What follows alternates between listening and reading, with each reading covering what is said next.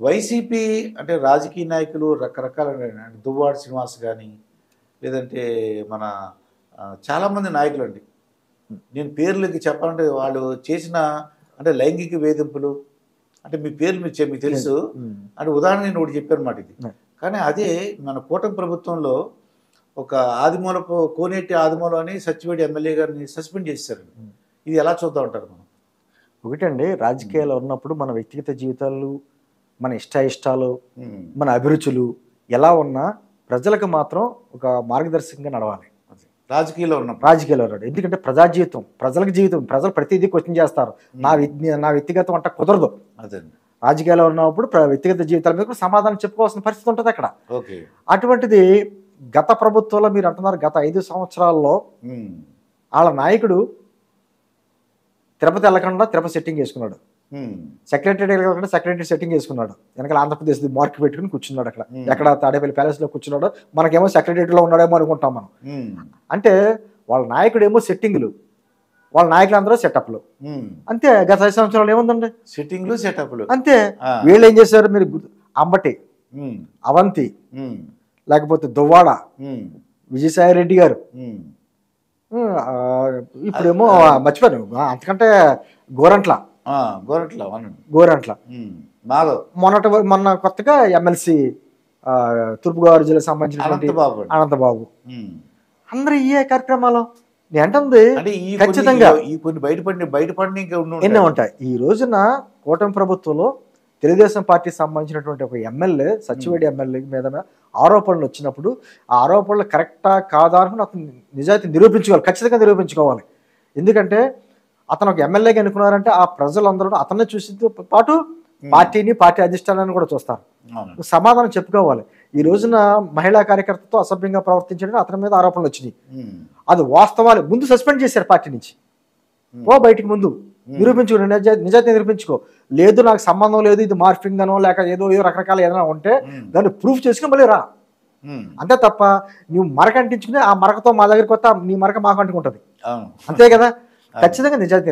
నేను అంటుంది మరి ఇటువంటి పని గత 5 సంవత్సరాల్లో ఎందుకు చేయలేపడు జగన్మోహన్ రెడ్డి? ఫస్ట్ టైం ఏమైనా చేస్తుంటే ఫస్ట్ టైం వైసీపీలో గోరంట్ల ఆ రోజు అంత బహిరంగంగా న్యూడ్ వీడియో ఎప్పుడైతే వచ్చిందో ఆ రోజు చర్యలు తీసుకుని ఉంటే మిగతా వాళ్ళ కంట్రోల్లో ఉండేవారు. పైగా భుజం మీద చేసుకుని చక్కగా మాట్లాడే అతనితోటి. ఇంకా ఎమ్మెల్యే అనంతబాబు ఒక దళితుని హత్య చేసి డోర్ డెలివరీ చేస్తే అల్లరి చేయగా ప్రజలందరూ పార్టీని సస్పెండ్ చేస్తామని చెప్పి లెటర్ రిలీజ్ చేశారు. కింద సంతకం ఉండదు, ఏముండదు, పార్టీ నుంచి లెటర్ వచ్చింది. సరే సస్పెండ్ చేశారు కదా అనుకుంటే అతన్ని జైలు నుంచి బయటకు వస్తే వైఎస్ఆర్ కాంగ్రెస్ పార్టీ నాయకులు, కార్యకర్తలు మేళతాళాలతో బయటకు తీసుకురావడం, ముఖ్యమంత్రి గారి సభల్లో ఆయన పక్కన కూర్చోబెట్టుకున్నాడు. నువ్వు సస్పెండ్ చేసింది ఇది, పక్కన కూర్చోబెట్టుకుంటావు ఏంటి? నువ్వు ఏ సందేశం ఇస్తున్నావు దళితులకి? గత 5 సంవత్సరాలు నువ్వు పాలన సాగించావు అంటే, అసలు అధికారంలోకి వచ్చావు అంటే ఆ దళితులు 90% నీకు అండగా నిలబడ్డారు. ఆ రోజున దళితులు, మైనార్టీలు అండగా నిలబడ్డారు కాబట్టి నువ్వు అధికారంలోకి వచ్చావు.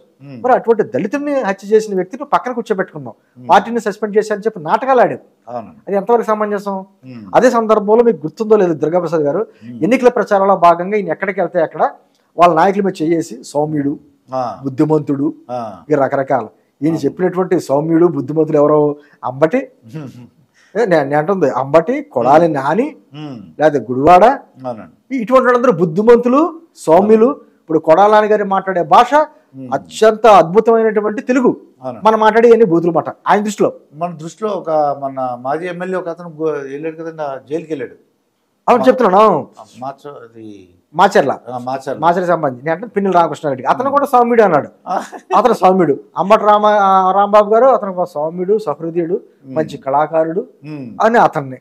నేను అంటే వీళ్ళ కళలో వీళ్ళ సౌమ్యత్వం ఏంటో మనం చూసాం, ప్రజలు చూశారు. అంటే నేను ఏది చెప్పినా అబద్ధాలు చెప్తే నమ్మేస్తారు ప్రజలు అనే భ్రమలో అతను ఉన్నాడు. ఇప్పుడు ఏంటంటే ఆర్థికంగా వెనకబడి ఉన్నారని కూడా చెప్పేవాడండి.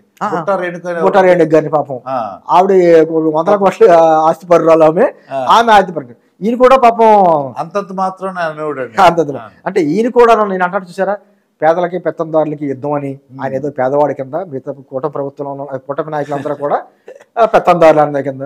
భారతదేశంలో అత్యంత ధనిక ముఖ్యమంత్రి అయిన గత 5 సంవత్సరాలు ఉన్నప్పుడు అతను అఫిడవిట్ లో ఉన్న అంకెలే చెప్తే మనం కొత్తగా చెప్పక్కర్లా. నేను అంటుంది అటువంటి అతను నాకేమో పేపర్ లేదంటాడు, నాకు ఛానల్ లేదంటాడు. మరి తెల్లారులు ఇస్తే అతను టిష్యూ పేపర్గా ఉందో పేపర్ ఏంటది? సాక్షి. మరి అది సాక్షి, మనసాక్షి లేని సాక్షి అంటాను నేను దాన్ని. ఎందుకంటే గత 5 సంవత్సరాలను అద్భుతాలు అని అయ్యి చెప్పి అన్ని అసత్యాలు ఇయే రాసుకొచ్చారు. ఇప్పుడు అన్ని ఏడుపులు పడబాబులు. ఏం జరగకపోయినా జరిగిపోతున్నట్టు. అంటే కూటమి ప్రభుత్వం వచ్చి 2 నెలల్లోనే ఆంధ్రప్రదేశ్లోని శాంతి భద్రతలు లోపించి అని చెప్పి ఢిల్లీలో ధర్నాలు చేయడం అంటే ఎంతో అద్భుతం. వీళ్ళు పెద్ద పెద్ద కథనాలు ఎంతంటే ఒక నాయకుడు ఎలా ఉంటే నాయకుడి కింద అనుచరులు కూడా ఎలా ఉంటారు. గుర్రం నాకు అర్థమైంది, రౌతు పట్టే గుర్రం.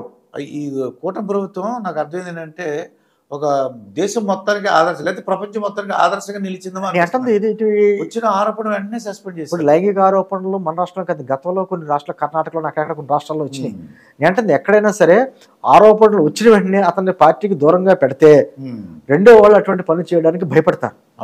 ఏదైనా అంతే కదండి. ఇప్పుడు మన తల్లిదండ్రులు మనం ఏమైనా తప్పు చేస్తే మొదటి తప్పుడు మొక్కైనప్పుడే వంగదేస్తే ఇంకా మానేదాకా చూడక్కర్లా, కరెక్ట్ గా ఉంటాడు. ముందులోనే ఫోన్లు చూద్దాం ఫోన్లే అని చెప్పేసి చిరునవ్వు నవ్వుతూ అతని భుజం చేసుకొస్తే మా నాయకుడే మాకు అండగా ఉన్నాడు అని చెప్పేసి అందరూ అదే పని చేస్తారు. గత ప్రభుత్వం 5 సంవత్సరాలు జరిగింది అదే. ఏంటుంది ఇప్పుడు రౌతు బట్టే గుర్రం ఉంటది కదండి. ఏంటుంది రౌతే సరిగ్గా లేడు. ఇప్పుడు నా విలువలు, విశ్వసనీయత, లేకపోతేనేమో ప్రజలకి ఏదో పాలన, లేకపోతే పేదలో పెత్తందారులు అని మాట్లాడే వ్యక్తి అతని జీవితం ఏంటో మనకు తెలుసు. అతను ముఖ్యమంత్రిగా లేనప్పుడు ఆ తండ్రి ముఖ్యమంత్రిగా ఉన్నప్పుడే క్విడ్ ప్రోకోతో ఎంతటువంటి వ్యాపారం చేశాడో మనకు తెలుసు. ఆ సందర్భంతో కదా జైలుకి వచ్చాడైనా. ఆయన విలువలు, విశ్వసనీయత గురించి ఎలా మాట్లాడతాడు?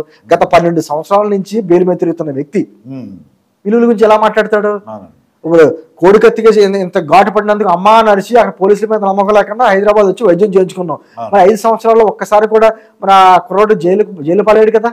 మరి ఒకసారి వెళ్ళావా కోర్టుకి? బెయిల్ వచ్చింది కదా. ఒక్క వాయిదాకి వెళ్ళకుండా సరిగ్గా శుక్రవారం వచ్చేటప్పటికి ఏదో ఒక అధికార కార్యక్రమం పెట్టుకుని తప్పించుకున్నాం. నువ్వు విలువలు, విశ్వసనీయత గురించి ఎలా మాట్లాడతావు? నేను అంటుందండి, ఏదైనా సరే నాయకులు ఆదర్శంగా ఉండాలి. నాయకులను బట్టి కింద కార్యకర్తలు ఆదర్శంగా ఉంటారు, క్రమశిక్షణతో ఉంటారు, ఒక విధానపరంగా ఉంటారు. అది లేనప్పుడు నాయకుడిని బట్టి కార్యకర్తలు ఉంటారు. ఏదో పాలన, లేకపోతే పేదలో పెత్తందారులు అని మాట్లాడే వ్యక్తి అతని జీవితం ఏంటో మనకు తెలుసు. అతను ముఖ్యమంత్రిగా లేనప్పుడు ఆ తండ్రి ముఖ్యమంత్రిగా ఉన్నప్పుడే క్విడ్ ప్రోకోతో ఎంతటువంటి వ్యాపారం చేశాడో మనకు తెలుసు. ఆ సందర్భంతో కదా జైలుకి వచ్చాడైనా. ఆయన విలువలు, విశ్వసనీయత గురించి ఎలా మాట్లాడతాడు? గత 12 సంవత్సరాల నుంచి బెయిల్ మీద తిరుగుతున్న వ్యక్తి విలువల గురించి ఎలా మాట్లాడతాడు?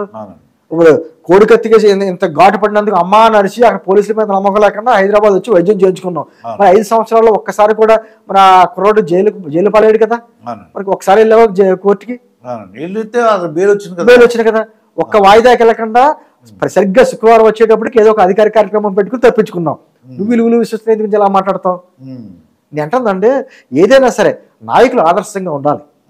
నాయకులను బట్టి కింద కార్యకర్తలు ఆదర్శంగా ఉంటారు, క్రమశిక్షణతో ఉంటారు, ఒక విధానపరంగా ఉంటారు. అది లేనప్పుడు నాయకుడిని బట్టి కార్యకర్తలు ఉంటారు.